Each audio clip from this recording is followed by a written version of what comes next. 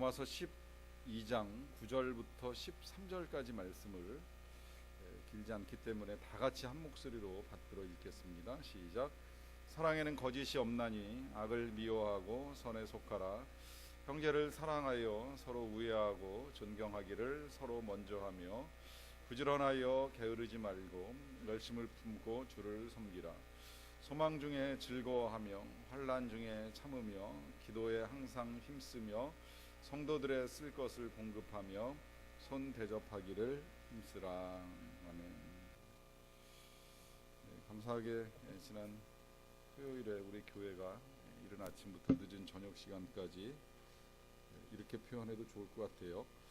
긴 예배를 드렸습니다. 예배라고 표현하는 건 이 예배라고 하는 용어가 이 섬김이라고 하는 용어와 동일하다는 말씀을 드렸습니다. 예배 영어로 서비스라고 표현하는데 그 서비스가 세상을 향한 섬김과 동일하게 사용되기 때문에 말하자면 우리 교회가 꿈잔치라고 하는 걸 통해서 이제 긴 시간 동안 하나님께 예배하는 섬김의 시간을 가졌어요. 이 섬김은 교회 안에서도 나타나고 또 세상을 향하여서도 드러나야 되는데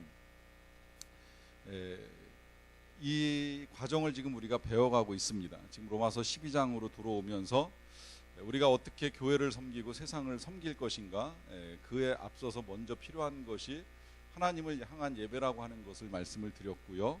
이보다 더 중요한 건 이제 이 예배가 시작되기 전에 이 권고의 근거가 있었습니다. 그건 뭐냐면 하나님의 자비하심이라고 하는 것입니다. 그래서 로마서 12장을 딱 시작할 때 그러므로 내가 하나님의 모든 자비하심으로 너희를 권하노니 하면서 그동안에 로마서 1장부터 11장까지 보았던 이 하나님의 자비의 내용들을 우리가 쭉 보고 난 다음에 그 자비하심을 아는 사람들은 예배를 드려야 된다. 그 예배는 영적 예배부터 시작을 해가지고 몸을 드리는 영적 예배로부터 시작을 해서 세상을 향한 섬김까지 나아가야 하는데 세상을 섬기기 전에 먼저 교회를 섬겨야 된다라고 하는 것을 우리가 보았고 또 오늘까지도 이제 그에 관련된 것들을 이제 보게 됩니다. 그래서 교회를 섬기는 원리 몇 가지를 이제 지난주에 잠깐 봤어요. 그건 우리에게 주신 은사대로 섬기는 것이고 또 한 가지가 더 있다면 이제 성실하게 섬겨야 된다라고 하는 것을 이제 보았는데 오늘 저하고 여러분들이 나누게 될 말씀의 주제는 사랑으로 섬기는 겁니다. 사랑으로. 왜 사랑으로 섬겨야 되느냐라고 하면 뭐 여러 가지 이유가 있겠습니다만은 그건 우리가 하나님의 자비를 경험한 사람이기 때문입니다. 하나님의 은혜를 먼저 경험한 복음의 은혜를 체험한 사람들로서 이제 우리의 섬김이 사랑의 섬김이어야 된다라고 하는 것인데요. 자, 이 사랑이라고 하는 것 우리가 참 많이 듣습니다. 교회에서도 많이 듣고 뭐 세상에서도 많이 듣고 굉장히 일반화된 용어가 돼버리고 말았는데 오늘 저하고 여러분들이 이제 이 말씀을 쭉 읽어 나가면서 보게 되는 건 진짜 사랑이 뭔지, 성경에서 말씀하고 계시는 사랑이 뭔지, 그리고 어떤 것이 진짜 사랑인지를 좀 많아요. 생각보다 한 12가지 정도로 이제 정리를 하려고 생각을 하고 있습니다. 그래서 도대체 주님이 말씀하고 계시는 이 사랑의 섬김의 원리는 무엇이고 어떻게 섬기는 것인지를 이제 저하고 여러분들이 하나하나 좀 살펴보도록 하겠습니다. 그 첫 번째로 제일 먼저 제시하는 것이 뭐냐면 로마서 12장 9절을 보시게 되면 사랑에는 거짓이 없다고 말씀을 합니다. 사랑은 거짓이 없다. 이걸 바꿔서 말하면 정직함이라고 이야기하겠죠. 정직이라고 하는 건 말 그대로 진실성을 말합니다. 진실성이라고 하는 거는 겉이나 속이 똑같은 거 말하고요. 또 달리 말하면 시작이나 끝이 똑같은 것을 의미합니다. 처음엔 좋게 시작했는데 시간이 지나면서 바뀌는 거, 또 겉은 좋아 보였는데 그 속을 들여다보니까 원래 그게 본래 마음이 아니었다라고 하면 이제 이것이 다르게 될 때 나타나는 현상을 일컬어서 우리가 위선이라고 혹은 이제 외식이라고 뭐 가식이라고 이렇게 표현을 하잖아요. 진정한 사랑은 거짓이 없는 사랑입니다. 그리고 시작과 끝이 같다라고 말씀을 드렸으니까 변질되지 않는 것을 말합니다. 변질되지 않는다라고 하는 거는 본질이 안 바뀐다는 거예요. 여기서 중요한 건 이제 질입니다. 질. 양이 아니라 질인데 그것도 본질을 말하는 거예요. 그러니까 처음에 시작할 때의 그 마음과 그 이후에 정말 주님 오실 때까지의 마음이 동일해야 된다라고 하는 것입니다. 그런데 왜 제일 첫 번째로 이 사랑으로 섬기는 원리를 가르치면서 사랑에 거짓이 없다고 말씀을 하고 계실까요? 그것은 우리 누구나 다 변질될 수 있는 가능성이 크기 때문입니다. 본질을 잃어버릴 수 있는 가능성이 생각보다 커요. 처음에는 좋게 시작했는데 하다 보면 처음에 가졌던 생각이 변합니다. 특히 이제 이건 우리 교역자들이 제가 제일 그럴 가능성이 큰 존재라고 말씀드리는 게 오히려 편할 것 같은데, 사역은 하나님의 부르심에 따라 시작이 되었고 정말 어디든지 가오리다, 또 어떤 상황 속에서도 주님을 섬기리라 이야기하지만 힘들고 어려운 상황을 직면하게 되면 마음이 변하는 거예요. 그리고 내가 섬기는 거에 대한 하나님의 보상이 뭔가 흡족하지 않다고 느끼는 이런 마음이 벌써 딱 요만큼이라도 자리를 잡으면 이게 변질이라는 겁니다. 이게 거짓이 돼버리고 마는 거예요. 그래서 이럴 가능성들을 우리 누구나 다 가지고 있다는 겁니다. 그러하기 때문에 진짜 사랑한다라고 하면 변하지 않는 거죠. 왜 우리가 이 가정을 이루고 살아가는 동안에 배우자에게 실망하고 시험에 빠집니까? 처음에 사랑하는 마음과 다르다고 느끼는 거예요. 연애할 때하고 결혼하고 나서 2, 3년 지나고 10년 지나고 20년 지나니까 달라졌다 생각하면 이게 변질된 거거든요.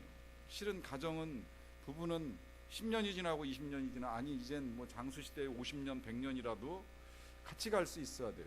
우리 지난 가을이던가요, 한참 우리나라가 니마 그 강을 건너지 마오라고 하는 영화 때문에 열광을 했던 적이 있습니다. 노인네 두 분의 사랑을 그냥 1시간 반 동안 다 보여주는 건데, 그걸 귀하게 여겼던 이유는 그분들의 사랑이 나이가 들어도 흔들림이 없었다는 거예요. 변하지 않았다는 거죠. 얼마나 아름답습니까? 그러다 보니 연세 드신 분들의 사랑이지만 그것도 사랑이라고, 너무 아름답다고 이제 이런 표현을 사용할 수 있는 거죠. 이게 진짜 사랑이라고 하는 거예요. 본질이 변하지 않는 사랑, 하나님을 향하여서든 성도를 향하여서든 그 누구를 향하여서든 변하지 않을 때 그걸 정직하다고 이야기하고 그것이 사랑이 되는 것입니다. 그 다음에 이제 두 번째로 악을 미워하고 선에 속하라 하는 걸 이제 말합니다. 두 가지를 다 우리가 생각을 해봐야 돼요. 악은 미워해야 돼요. 그 다음에 선에 속하라고 말씀을 합니다. 악을 미워한다고 하는 이 개념, 이 사랑한다라고 해서 악과의 연합은 절대 사랑이 될 수 없습니다. 나쁜 걸 같이 하는 걸 가지고 사랑이라고 착각하지 마세요. 특히 이제 교회 안에서 있을 수 있다라고 하면 둘이 마음 맞춰가지고 누군가를 비난하는 일, 누군가를 비판하는 일, 누군가를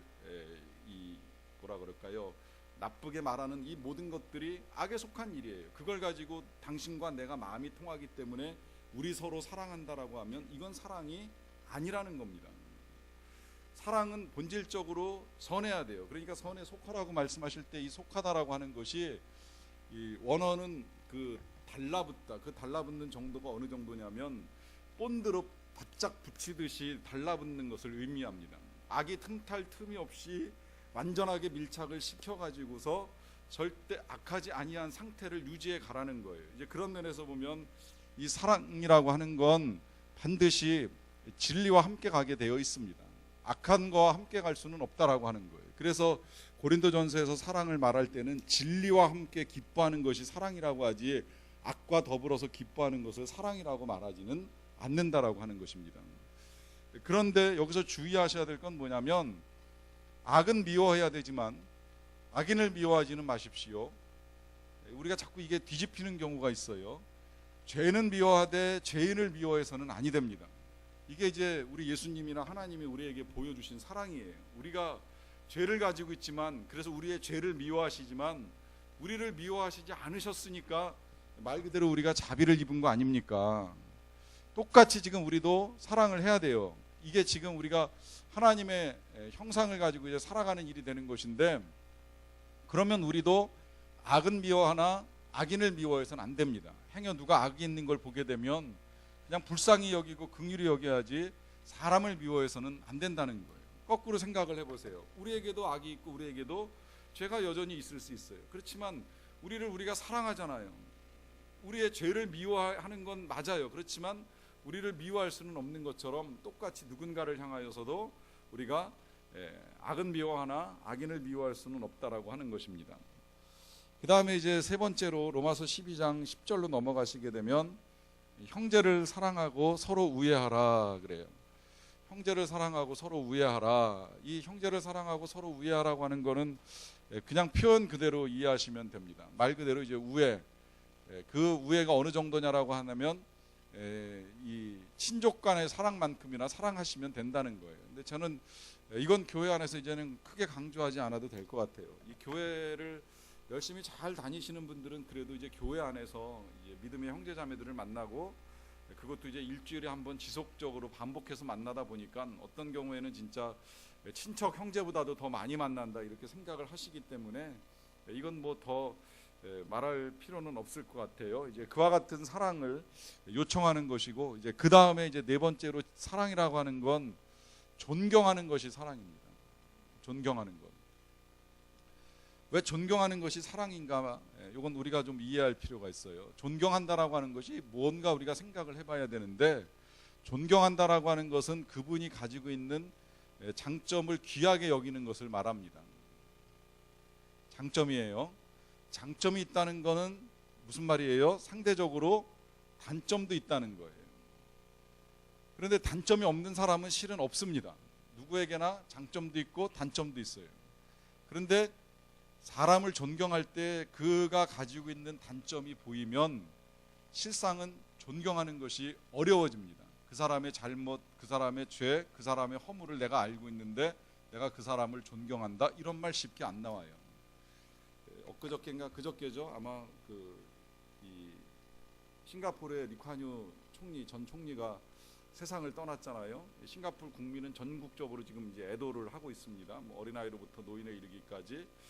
이유는 이제 그가 오랫동안 총리 활동을 하면서 싱가포르의 경제를 독립과 경제를 이제 함께 살리고 이루어낸 이제 그의 업적 때문입니다. 나라는 진짜 조그만한데 1인당 국민소득이 거의 5만 불에 가까울 만큼 이제 고소득을 올리고 있고 실제 가보면 정말 쾌적하게 잘 사는 이제 좋은 나라인 건 틀림이 없어요. 아마 아시아권에서는 이제 최고 선진국이라고 할 수 있을 정도로 굉장히 좋은 나라예요. 근데 모든 사람들이 다 존경하지는 않습니다. 왜냐하면 그가 이제 그렇게 경제를 활성화시키면서 긴 시간 동안 이제 독재하다시피 나라를 다스렸어요. 그리고 중간에 이제 고척통 총리가 잠시 이 정권을 이어받긴 했지만 이제 그 다음에 또 지금 현재의 총리인 아들한테 이 정권이 넘어가다 보니까 독재자라고 하는 욕도 많이 먹어요. 그래서 한때는 우리나라 이제 김대중 대통령하고 이렇게 논쟁을 한 적도 있었는데 이 경제화, 산업화와 민주화를 함께 가야 될 것이 아니냐라고 하는 이것 때문에 이제 논란도 좀 있었는데 그럼에도 불구하고 지금 그분의 죽음을 놓고 많은 사람들이 애도를 합니다. 왜 그럴까요? 장점 때문이에요. 단점을 보면 독재한 그 사람을 존경할 수 없다라고 생각하면 존경 안 되는 거예요. 근데 사랑은 단점을 보는 것이 아니라는 의미입니다. 장점을 보는 거예요. 장점을 높이면서 귀하게 여기는 것이 존경이라고 하는 거예요. 그러니까 결국 존경하라고 하는 건 존경할 만해서 존경하라고 말씀하시는 것이 아니라 존경할 수 없는 사람을 만났을 때라 할지라도 단점은 덮고 장점을 보고 존경하라는 거예요. 우리가 배우자를 존경해야 되는 이유도 거기에 있는 겁니다. 왜 배우자의 허물을 모르겠어요? 알면 또 제일 많이 알겠지요. 그러나 존경하는 이유는 그가 가지고 있는 장점을 높여야 된다라고 하는 의미입니다. 그게 가능하기 위해서 필요한 것이 뭐냐면 겸손이라고 하는 거죠. 그에게 있는 장점을 볼 수 있는 것이 겸손이고 그에게 있는 단점이 보인다라고 하는 건 내가 교만하다라고 하는 의미가 될 수 있습니다. 그런 의미에서 존경을 통해서 서로 사랑하라고 그것도 먼저 하라고 이제 당부를 하고 있습니다. 그 다음에 이제 다섯 번째로는 부지런함이에요. 사랑은 부지런함입니다. 이건 12장 11절로 넘어가는데요. 부지런하여 게으르지 말고 섬기는 것이 사랑이라고 말합니다. 왜 그런지 아세요? 이건 이제 예수님께 야고보서에서 보면 좀 더 정확하게 풀이가 되는데 야고보서에서 그 기자인 야고보 사도가 믿음을 가지고 설명을 해나갈 때 그는 이제 행하는 믿음을 이야기합니다. 그 행하는 믿음 가운데 예를 드는 것이 뭐냐면 어떤 사람이 헐벗고 줄인 사람을 목마르 이제 보게 되었는데 가서 더웁게 하라, 가서 배부르게 하라, 말만 하고 아무것도 하지 않는다라고 하면 그게 무슨 소용이 있겠느냐라고 하는 이제 예를 가지고 말씀을 하시는 거예요. 진짜 헐벗고 줄인 사람을 보면 뭘 해야 돼요? 즉각적으로 일단 입히고 먹여야 된다는 거죠. 그런 의미에서 이 부지런함이라고 하는 건 즉각적이어야 된다라고 하는 것입니다. 만약에 해야지라고 하는 생각은 가지고 있는데 하지 않고 있다라고 하면 이건 사랑하는 게 아니죠. 저 사람 불쌍해, 도와줘야 돼, 뭔가 좀 입혀줘야 되고 뭔가 좀 먹여줘야 돼, 생각만 가득하고 아무것도 하지 않고 있다라고 하면 그건 사랑이 아니에요. 진짜 사랑은 당장 필요하면 즉각적으로 해주는 이 부지런함이 필요하다라고 하는 겁니다. 그래서 부지런하여 게으르지 말라고 당부를 하는 것이고요. 여기 이제 더 나아가서 또 하나 이제 사랑의 원리가 있다라고 하면 그거는 이제 6번째로 열심이라고 하는 겁니다. 열심. 이 열심이라고 하는 거는 우리나라 말로 번역이 잘 된 거라고 저는 볼 수 있겠는데 말 그대로 뜨거운 마음입니다. 끓어오르는 마음을 의미합니다. 그 끓어오르는 마음이라고 하는 건 정말 내면으로부터 사랑하고자 하는 마음을 가지고 섬기는 태도를 의미하는 겁니다. 그래서 그냥 건성건성 사랑하는 것이 아니라 정말 끓어오르는 뜨거운 사랑을 가지고 돌보는 것을 의미하는데, 그 대표적인 예로 예수님께서 말씀하신 것이 이제 요한계시록의 라오디게아 교회를 향한 말씀을 보면 우리가 알게 됩니다. 거기서 이 라오디게아 교회가 책망받는 것이 뭐냐면 덥지도 않고 차지도 않기 때문에 그렇다는 거예요. 그런 이 교회의 상태를 보시면서 예수님께서 하시는 말씀이 토하여 내치리라고 말씀하십니다. 그때 예수님이 원하시는 건 그들의 차가움이 아니죠. 실은 뜨거운 걸 원하시는 거예요. 열정을 원하시는 겁니다. 정말 뜨거운 마음으로 하나님을 사랑하고 뜨거운 마음으로 형제와 이웃을 사랑하는 그런 마음의 태도를 보기 원하시기 때문에 너희들이 덥지도 않고 차지도 않다라고 하면서 이제 열심 낼 것을 당부를 합니다. 그 열심을 내는 가운데에 이제 7번째로 요청하시는 건 주님 사랑이라고 하는 거예요. 주님 섬김이라고 표현되어 있죠. 열심을 품고 주를 섬기라 그래요. 이 주를 섬기라라고 하는 이 말씀은 이제 여러 가지 의미가 담겨 있는데요. 일단 이 말씀의 가장 좋은 해석은 골로새서 3장에 있는 말씀을 그대로 가지고 와서 누구를 만나든지 어떤 사람을 만나든지 주께 하듯 하라라고 하시는 그것이 사랑이라고 보시면 됩니다. 주님 대하듯 하는 거예요. 그 누구를 만난다고 할지라도 저 사람이 예수님이다. 그렇게 생각을 해야 될 필요가 있는 건 우리 예수님도 말씀을 하셨죠. 그것은 우리 예수님께서 마지막 때에 양과 염소를 나누실 때에 나누시는 기준은 하나였습니다. 그들이 지극히 작은 자 한 사람을 먹였느냐, 입혔느냐, 돌봤느냐, 찾아갔느냐, 고쳐줬느냐 했으면 양으로 대접받고 영생에 들어갑니다. 반대로 그 지극히 작은 자 한 사람을 돌보지 아니한 건 주님을 돌보지 아니한 것이라고 말씀하시면서 영벌에 들어갈 것을 말씀하셨습니다. 그가 높은 사람이건 낮은 사람이건 큰 사람이건 작은 사람이건 분명한 건 예수님과 동일시 하신다는 것이고 그에게 행한 모든 것들을 예수님이 동일하게 받으신다라고 하는 거예요. 그러기 때문에 이제 우리에게 요청하시는 주님의 태도는 바로 우리가 주님 사랑하듯이 할 것을 말씀하십니다. 그 다음에 이제 또 하나 있어요. 이 주님 섬기듯이 이 주를 섬기라고 하는 이 말씀은 또 하나는 뭐냐면 우리가 종이라는 사실을 인정하는 겁니다. 조금 더 우리가 이제 실제적으로 체감하기 위해서 사실 종보다는 더 좋은 용어는 노예예요. 다른 표현이 아닌데 왠지 종보다는 노예라고 하는 표현이 조금 더 우리에게 이제 실감나게 다가옵니다. 아시겠지만 노예는 아무런 권한이 없습니다. 권리가 없어요. 왜? 이 모든 권리가 다 주인에게 속해 있는 것이기 때문입니다. 마찬가지로 우리가 진짜 하나님을 사랑한다, 또 이웃을 사랑한다 했을 때에 우리에게 있어서 필요한 건 우리의 모든 권리를 다 내려놓는 것을 의미합니다. 바꿔서 말씀을 드리면 우리가 하나님을 믿는다, 뭐 예수님을 믿는다라고 하는 이런 고백을 할 때에 그 믿음이라고 하는 단어 속에 진정한 고백은 하나님이 진짜 주인이시고 내가 종이라고 하는 고백, 하나님이 주님이시고 내가 노예라고 하는 고백이 함께 담기는 거예요. 엄밀한 의미에서 이 그리스도 그리스도인 그랬을 때의 그리스도인의 이 삶을 우리가 보통 이제 제자도라고 이야기하는데, 제자도의 첫 번째의 그 삶의 태도는 권리를 포기하는 사람입니다.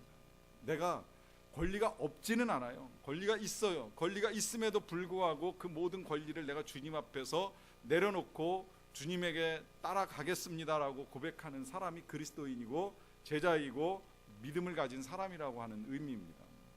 이제 그래서 이 주를 섬기는 마음으로 사랑하라라고 하는 당부를 하는 거예요. 이제 그렇게 보면 실제적으로 삶의 자리에서 이런 행동이 있으면 아니 됩니다. 예를 들어서 이번 주는 정말 일도 잘 안 풀리고 기분이 나빠서 교회 못 가겠다. 이게 내가 주인이니까 그런 판단을 하는 거예요. 내가 왕이니까 내가 교회를 갈까 말까를 결정한다고 생각을 하는 겁니다. 종이라면 그렇게 하겠어요? 왕이 지금 기다리고 계시는데 어디 종이 내가 갈까 말까 생각할 수 있겠어요? 왕이신 하나님이, 왕이신 예수님이 기다리고 계시는데 어떻게 내가 결정을 하겠습니까? 무조건 가는 거예요. 기분 나빠도 가는 거고, 슬퍼도 가는 거고, 힘들어도 가는 거고, 괴로워도 가는 겁니다. 그런데 이제 이게 힘든 줄을 아니까 이제 주님이 뭘 또 하나 당부하시냐면 8번째로 소망 가운데 즐거운 마음으로 가라고 당부를 하십니다. 소망 가운데 즐거운 마음으로 하라는 거예요. 이게 사랑이라는 겁니다. 자, 여기서 이 소망을 우리가 생각해 봅니다. 우리 교회 이름이 소망인데 이 소망 가운데 즐거워한다고 했을 때 이 소망은 그냥 오늘 힘들지만 내일 좋아질 거야, 오늘 가난하지만 내일 부자가 될 거야, 오늘 내가 맞았지만 내일은 복수할 거야, 이런 소망이 아니라고 하는 걸 알고 계시죠? 이 소망은 지금 사도 바울이 이 일에 전념하도록 만들어 주었던 소망입니다. 이 로마서를 이렇게도 길게 써서 로마의 사람들에게 보여주고 싶었던 그 이유가 되는 소망이라고도 할 수 있겠는데요. 그것은 하나님 나라의 영광을 바라보는 거예요. 그리고 하나님 나라가 임할 것을 소망하는 거예요. 그리고 그 나라가 임할 때에는 우리가 힘들게 여겼던 그 모든 것들이 다 끝나는 날을 기대하며 나아가는 것입니다. 영원한 세상에서 영원히 하나님과 함께 누리게 될 그 기쁨의 날들을 바라보면서 소망하는 것을 의미합니다. 그것을 즐거워하기 때문에 그 다음에 이제 또 하나 사랑으로 나타나는 것이 뭐냐면 9번째는 환난 중에 인내하는 겁니다. 환난 중에 인내. 자, 사랑은 참는 것이라고 하는 것은 틀림이 없어요. 이건 이제 고린도서에서도 똑같이 이야기합니다. 사랑 그러면 제일 먼저 나오는 게 사랑은 언제나 오래 참고부터 시작이 됩니다. 인내예요. 근데 이 인내 앞에 환난을 전제합니다. 이게 어쩌면 우리를 힘들게 하는 요인이 될 수 있을지도 몰라요. 안타깝게도 교회를 좀 다니다가 이제 교회를 떠나는 사람 중에 이유가 뭐냐면 이 환난이라고 하는 것 때문입니다. 저도 어렸을 때는 이제 멋모르고 교회를 다니다가 집에 환난이 임하면서 부모님이 그만 가라 명령하셔가지고 그냥 그 명령 따라 교회를 한 1년 동안 멈춘 적이 있어요. 교회를 다녀도 환난이 임할 수 있다라고 하는 사실을 몰랐었어요. 그리고 예수님을 믿으면 모든 것이 다 평안한 것이 아니라는 것을 깨닫는데도 시간이 많이 걸렸습니다. 실제로 예수 믿기 때문에 이 세상의 모든 것이 다 평탄하게 될 것이라고 성경은 우리에게 그렇게 약속하지 않습니다. 의외로 하나님을 믿었지만 어려움에 처했던 사람은 생각보다 많이 있습니다. 이제 오늘부터 우리가 새벽에 보게 되는 다니엘이 그런 사람이고, 또 가장 가깝게는 우리가 지금 보고 있는 이 로마서의 저자인 사도 바울이 그렇습니다. 예수를 믿기 때문에 이보다 더 고생한 사람이 없어요. 믿음으로 따지면 누구도 따라갈 수 없는 믿음이에요. 그의 열심은 3번이나 유럽을 돌면서 선교 여행을 하게 만들었고, 또 그의 열심은 몇 번 죽을 고비를 넘겨도 포기하지 않도록 열심을 내게 만들었고, 그의 열심 때문에 그는 정말 헐벗고 줄이고 매맞고 하는 이 모든 고통을 다 참았습니다. 그런데 그 믿음에 비하면 그가 겪은 고통은 이루 말할 수가 없죠. 조금 전에 표현한 대로 헐벗고 줄이고 매맞고 몇 번 죽을 고비를 넘기면서 어려움 가운데 나아갑니다. 그런데 그러한 과정 중에 그가 보여준 태도는 인내라고 하는 거예요. 인내. 어떻게 이것이 가능할까요? 거기에 소망이 있기 때문입니다. 어떤 소망일까요? 그것은 주님을 다시 만날 것에 대한 소망이에요. 그 만나는 것이 그냥 오래간만에 헤어졌던 사람을 만나는 그 정도의 수준의 만남이 아닙니다. 진짜 사모하는 만남입니다. 왜 사모하는 만남이겠어요? 자신을 향한 하나님의 사랑이 너무나도 크다라고 하는 이 감격 속에 만나는 겁니다. 여러분 생각해 보세요.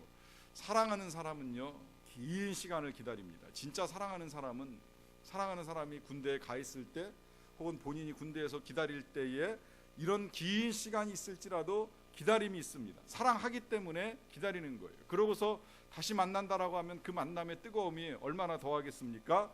사도 바울은 그 이상의 소망을 가지고 하나님 만날 것을 기다리면서 이 환난 가운데 참는 것으로 하나님의 자신의 사랑을 보여주고 있습니다.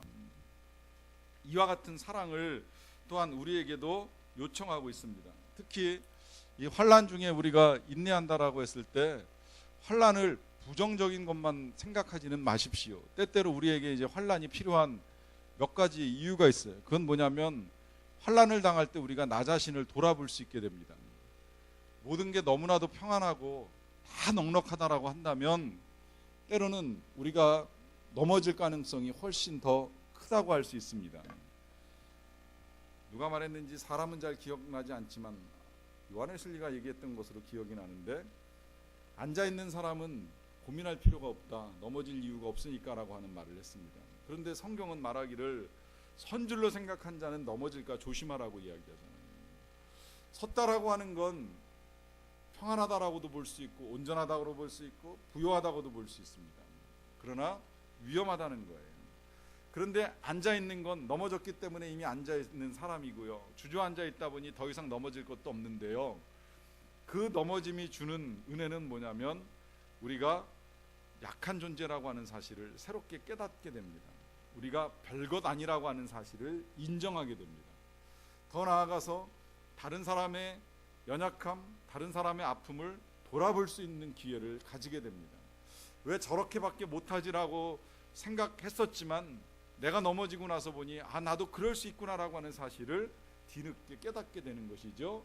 그래서 이 환난이 나를 돌아볼 수 있게 되고 더 나아가서는 다른 사람을 돌아볼 수 있게 하기에 때로는 환난이 우리에게 필요할 수도 있다라고 하는 것입니다. 이제 그래서 환난이 있을 수 있다라고 하는 사실을 우리에게 인정하게 하시면서 환난 중에 참고, 그럼에도 불구하고 참기가 어렵다면 또 하나 당부하는 것이 뭐냐면 기도하라고 당부하세요. 기도하라고. 왜? 이걸 견딜 만한 힘이 없다 보니까, 인내할 수 있을 만한 힘이 없다 보니까 기도하라는 거예요. 또 이것만 없으니까 실제로 생각해 보면 기도 안 하면 자꾸 우리가 소망을 잃어버립니다. 우리의 소망이 자꾸 땅에 묻히게 돼요. 땅에 집착하게 돼요. 실상 기도를 제대로 하면, 주님이 가르쳐 주신 기도만 제대로 하게 되면 우리가 하늘의 아버지의 아들이라고 하는 사실도 알게 되고 하나님 나라가 이루어져야 된다라고 하는 소망을 가지고 나아가기 때문에 기도가 환난 중에 인내할 수 있는 힘의 원천이 됩니다. 더 나아가서 이 기도가 사랑에게 있어서 중요한 건 기도를 통하여서 우리가 사랑의 영을 구할 수 있기 때문입니다. 앞서 우리가 열심, 뜨거운 마음이 필요하다고 했는데 실은 잘 안 생겨요. 생겨도 금방 식어버려요. 이 식는 열심을 불붙일 수 있는 힘은 바로 기도에 있다라고 하는 겁니다. 기도가 우리의 사랑의 열정을 불태웁니다. 기도는 우리의 마음에 기름을 붓는 거예요. 말씀으로 깨닫게 된 사랑의 기름을 붓는 것은 바로 기도라고 하는 것입니다. 기도를 통하여서 사랑의 영이 타오르기 때문에 기도에 힘쓰라고, 그것도 항상 힘쓰라고 당부를 하는 것입니다. 이제 거기에 이제 두 가지가 더 추가가 됩니다. 뭐냐면 하나는 뭐예요? 성도에 쓸 것을 공급하라 그래요. 공급하라. 여기서 공급하라고 했을 때 뭘 공급하느냐라고 했을 때 쓸 것을 공급하라 그랬어요. 이 쓸 것이라고 하는 건 이 과거에 이제 처음에 교회가 만들어질 땐 정말 어려운 사람들이 굉장히 많이 들어왔거든요. 이제 그러다 보니까 필요에 따라서 이제 나누어 주라는 거예요. 실제로 이제 초대교회 공동체가 사도행전에서 그렇게 각 사람의 필요에 따라 나누어 주는 일을 하는 것을 볼 수 있습니다. 이제 그게 교회의 참 모습이었다는 거예요. 이제 한때는 이제 그게 잘못 해석이 돼가지고 그러면 우리가 다 함께 벌어서 함께 나누는 공산주의로 가야 되지 않느냐, 이제 이런 착각까지 하는 사람들이 종종 있었는데, 성경이 말하고 있는 재산의 소유 방식은 공산주의는 아닙니다. 함께 생산하고 함께 나누자가 아니에요. 여기서 우리가 이 공급이라고 하는 걸 알 때에 정확하게 알아야 되는 우리의 그 사랑의 정신 앞에 필요한 건 청지기 정신입니다. 청지기 정신이라는 건 아시죠? 내 것이 아니라 하나님의 것이라는 거예요. 그런데 엉망으로 사용하면 안 돼요. 관리를 잘 해야 됩니다. 그 관리함 가운데에 예수님께서 예를 들어서 주신 비유가 하나 있어요. 그건 뭐냐면 때를 따라 필요한 사람들에게 탕감하고 도와주는 겁니다. 나누어 주는 겁니다. 이것이 청지기 정신이라고 하는 거예요. 무조건 다 모아놓고 똑같이 나누자가 절대 아니에요. 하나님이 주신 몫이 다 달라요. 어떤 사람은 5달란트, 어떤 사람은 2달란트, 어떤 사람은 1달란트 받았을 수 있어요. 그러나 중요한 건 이걸 가지고 잘 관리하고 때를 따라 나누어주고 도와주고 살아가는, 이것이 진정한 사랑이라고 우리에게 가르쳐주는 것입니다. 그 다음에 마지막 12번째로 또 하나 가르쳐주는 것이 이제 대접이라고 하는 거죠. 말 그대로 섬김입니다. 베품이라고도 보아도 좋아요. 요건 이제 처음에는 이제 그 시대적 배경을 가지고 표현되기는 했어요. 이 고대 사회에서 또 하나 이제 이 어려웠던 것이 뭐냐면, 이렇게 지금 사도 바울 같은 선교사가 선교지에 가면 쉽게 머무를 수 있는 여관이나 호텔도 별로 없고요. 또 밥을 먹을 만한 곳이 많지 않습니다. 그러니까 나그네가 머물 수 있는 곳이 별로 없어요.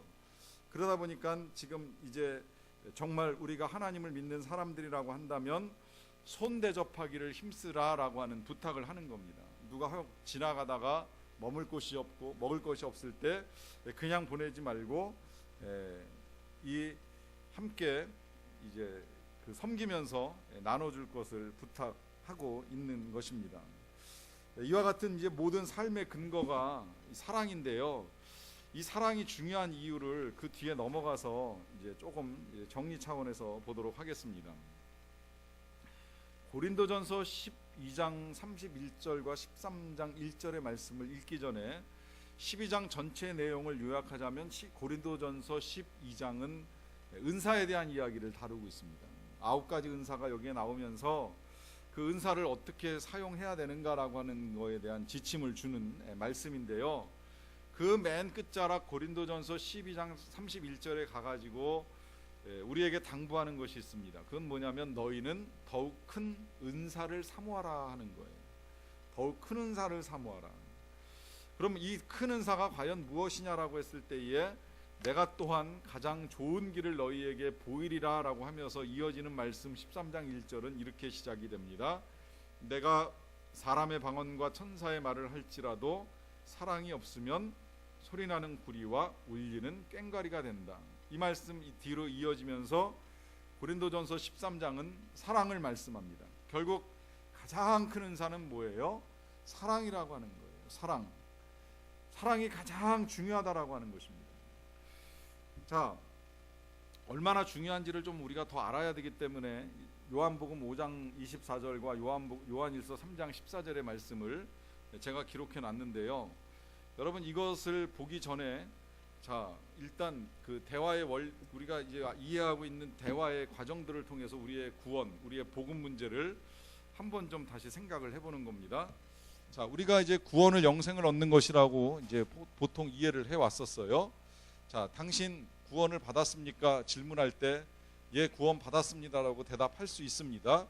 그러면 어떻게 구원을 받았습니까? 라고 질문을 하면 예수님을 믿기 때문이라고 대답을 할 수 있습니다. 자, 그렇게 보면 구원, 이 영생이라고 하는 것은 우리가 믿음으로 받는다라고 하는 것이 분명해집니다.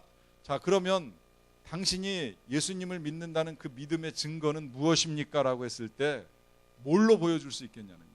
그 믿음의 증거를 그냥 그저 입술의 고백으로 이제 이게 위험해지는 겁니다. 오늘 우리가 사랑의 첫 번째가 정직함, 진실이라고 이야기했는데 믿음의 고백이 과연 정직하게만 다 전달될 수 있을까요? 실은 예수님을 믿지 아니하여도 믿는다라고 하는 고백이 불가능하지는 않습니다. 얼마든지 거짓으로 고백되는 일이 있다 보니까 예수 믿다가 힘들면 떠나가는 거예요. 힘들면 예수 부인하고 도망가는 거예요. 힘들면 멈추는 거예요. 그럼 진짜 믿음은 어떻게 우리가 알 수 있느냐? 이제 그걸 요한복음 5장 24절에서 우리에게 알려주는데요. 내가 진실로 진실로 너희에게 이르노니 내 말, 우리 예수님의 말씀을 듣고 나 보내신 이 하나님을 믿는 자는 영생을 얻었다. 이건 틀림없어요. 믿는 자는 영생을 얻는 거예요. 그 영생으로 말미암아 심판에 이르지 않고요, 사망에서 생명으로 옮겼다 그래요. 이건 완료가 된 겁니다. 믿는 순간 우리는 영생을 얻었고 사망에서 생명으로 옮겼습니다. 우리의 영생이 완료가 됐어요. 이 사망에서 생명으로 옮겼다는 표현이 성경에 딱 두 번 나오는데 그 또 하나가 요한일서 3장 14절입니다. 여기 보시게 되면 우리는 형제를 사랑함으로 사망에서 옮겨 생명으로 들어간 줄 알거니와 그래. 여기도 사망에서 옮겨 생명으로 들어갔다 그래요. 그것을 우리가 안다 그래요. 어떻게 아느냐? 여기서 뭐라고 표현합니까? 형제를 사랑함으로 그래요. 형제를 사랑함으로. 결국 여기서 말하는 하나님을 믿고 예수님을 믿는 자는 영생을 얻었다라고 했을 때 그 믿음은 뭐예요? 형제를 사랑한다는 거예요. 그 뒤에 뭐라고까지 말씀하시냐면 3장 14절 맨 마지막에 그 형제를 사랑하지 아니하는 자는 사망에 머물러 있다. 결국 이 믿음이라고 하는 건 뭐예요? 믿음이라고 하는 건 형제 사랑으로 드러나야 된다는 거예요. 그 형제 사랑이 뭐냐라고 했을 때에 제가 앞서 말씀드린 그 12가지 그와 같은 것들이 진정한 사랑이라고 하는 겁니다. 그런데 이게 실은 어려워요. 돌아보면 정직하기도 어렵고 진리만 따라 사는 것이 아니라 정말 마음에 맞는 사람하고 누군가를 비난하는 일이 있을 수도 있고 또 때로는 혼란 중에 참는 것도 어렵고 늘 소망을 기억하는 것도 힘들고 기도하는 것도 힘듭니다. 그때 여러분 우리가 다시 어떻게 해야 되느냐? 그래서 우리가 또 다시 돌아가야 되는 거예요. 하나님의 자비하심으로 돌아가야 됩니다. 왜 하나님의 자비하심으로 돌아가야 되느냐? 내가 그 자비하심 가운데 용서받은 사람이라고 하는 사실을 다시 깨닫는 겁니다. 1000번만번 벌받아 마땅한 인생이지만 이와 같은 나를 용서하신 하나님의 사랑이 나를 받아주셨다면 나도 이제는 누군가를 받아주고 누군가를 사랑하고 누군가를 용납하고 용서하며 살아가리라 마음을 바꾸어 나가는 것입니다. 그런 우리를 통해서 사랑이 드러나게 될 것이고 그런 우리의 사랑이 우리의 믿음의 증거가 될 것입니다. 우리 같이